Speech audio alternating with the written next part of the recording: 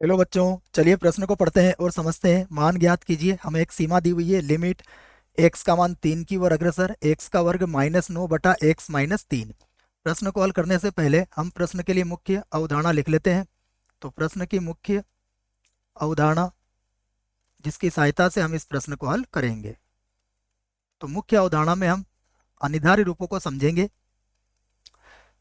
अनिर्धारित रूप क्या होते हैं? देखो, ये 7 रूप होते हैं। मैं 7 ही रूप आपको यहाँ पर लिखवा देता हूँ। अनिर्धार्य रूप हम लिख लेते हैं। अनिर्धार्य रूप। तो ये 7 रूप कौन से होते हैं? देखो, सबसे पहले होता है 0/0 रूप। उसके बाद अनंत बटा अनंत रूप होगा। उसके बाद 0 गुणा अनंत रूप, अनंत माइनस अनंत रूप। उसके बाद 1 की घातांक अनंत, ये भी अनिर्धारित रूप होता है। अनंत की घातांक 0 और 0 की घातांक 0। तो ये 7 अनिर्धारित रूप होते हैं। अब हम प्रश्न को हल करते हैं। देखो, अनिर्धारित रूप की क्यों आवश्यकता पड़ेगी, इसको हम इस प्रश्न से समझेंगे। हमें जो सीमा दी गई है, मैं उस सीमा को यहाँ पर लिख लेता हूँ। हमें दिया गया है लिमिट एक्स का मान 3 की ओर अग्रसर है।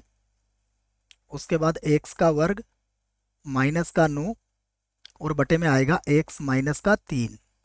मैं इसे एक बार और लिख लेता हूँ। लिमिट एक्स का मान 3 की ओर अग्रसर है, एक्स का वर्ग माइनस का 9 और बटे में आएगा एक्स -3। यदि यहाँ पर आपने एक्स का मान 3 रखा तो देखो ये कौन सा रूप मिलेगा आपको। ऊपर भी 0 आ जाएगा, नीचे भी 0 आ जाएगा। तो ये सीमा जो होगी ये 0/0 रूप की होगी।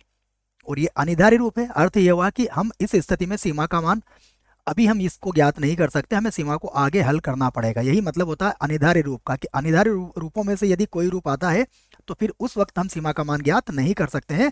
हमें सीमा को विभिन्न विधियों से हल करना पड़ेगा। तो आइए इसको हल करते हैं। यहाँ पर लिखा मैंने लिमिट एक्स का मान 3 की ओर अग्रसर है, एक्स का वर्ग है और ये जो 9 होगा ये 3 का वर्ग हो जाएगा। तो हम इसको लिख लेंगे एक्स का वर्ग और माइनस 3 का वर्ग और बटे में होगा एक्स -3। अब हम इसको सूत्र से खोल देंगे।